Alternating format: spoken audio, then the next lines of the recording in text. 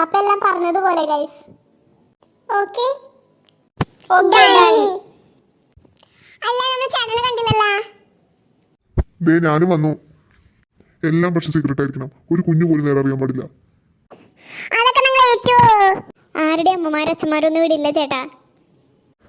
എന്നാ കൊള്ളാം. ചേട്ടൻ കിണറ്റിയെ പോയേ. ഹോ, നിങ്ങളിങ്ങനെ കരയല്ലേ, നമുക്ക് എന്തെങ്കിലും വഴി കണ്ടുപിടിക്കാം. ഇനി എന്ത് വഴി? നീ എന്താ കിണറ്റിലോട്ട് ഇറങ്ങോ? അത് തന്നെ. പിന്നെ അപ്പൊ ചേട്ടൻ രക്ഷിക്കണ്ടേ? ഞാൻ കിണറ്റിലോട്ട് ഇറങ്ങാം, നിങ്ങൾ കരയാണ്ടിരിക്കി. നന്നായിട്ട് പിടിക്കട്ടോടാ. ഇനി എന്നെയും കൂടെ കിണറ്റിൽ തള്ളിടല്ലേ. ഇല്ലടാ, ഞങ്ങൾ ഉറപ്പായിട്ട് പിടിച്ചിട്ടുണ്ട്. നീ ഇറങ്ങിക്കോ. എടാ, അപ്പൂനെ കാണുന്നുണ്ടാ? ഇവിടെ എന്തേലും നടക്കണത്? അത് പിന്നെ ആന്റി, അപ്പുചേട്ടൻ കിണറ്റിൽ വീണ്. നിങ്ങൾ എന്താ പിള്ളേരി പറയണേ? എന്റെ ദൈവമേ, ഇനി എന്ത് ചെയ്യും? ഇനി എന്താവോ എന്തോ. നീ മിണ്ടാതിരിക്കടി. കിട്ടിയാ? അപ്പുചേട്ടനെ കിട്ടിയാ?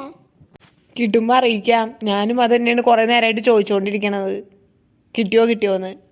അയ്യോ മോനെ അപ്പു, എന്നാലും നിനക്ക് ഈ ഗതി വന്നല്ലോ മോനെ. നമ്മുടെ നിലയ്ക്ക് വിലക്കനുസരിച്ച് കൂട്ടുകെട്ടുണ്ടാവാൻ പാടുള്ളൂ എന്ന് അമ്മ എപ്പോഴും പറയാറില്ലേ മോനെ അപ്പു. ഈ കൾച്ചർ ഇല്ലാത്തവരോട് മിണ്ടിയിട്ടല്ലേ നിനക്ക് ഈ ഗതികേട് വന്നത് മോനെ അപ്പു.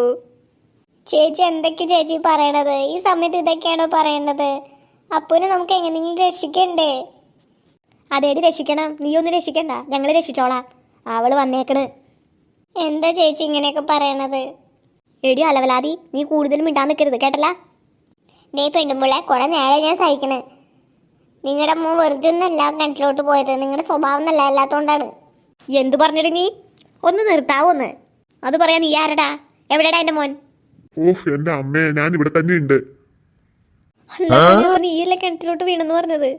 എന്റെ പൊന്നമ്മേ, ഞങ്ങളൊരു ഷോർട്ട് ഫിലിം ഉണ്ടാക്കല്ലേ? ഓ മോങ്ങാ തൊലി. ഇതെങ്ങാണ് നിന്റെ അച്ഛൻ കണ്ടാലുള്ള അവസ്ഥ അറിയോ? നിന്റെ അച്ഛന്റെ നിലയ്ക്കും വിലയ്ക്കും ചേരുന്നതാണോ മോനെ ഈ ഷോർട്ട് ഫിലിം ഉണ്ടാക്കല്? ചേച്ചി ബാക്കോട്ടൊന്ന് നോക്കിയേ, ആരാ നിക്കണേന്ന്? നിങ്ങളെന്താ മനുഷ്യ? അപ്പൊ നീ അറിഞ്ഞില്ലേ? ഞാനല്ലേ ഇതിന്റെ ക്യാമറമാൻ.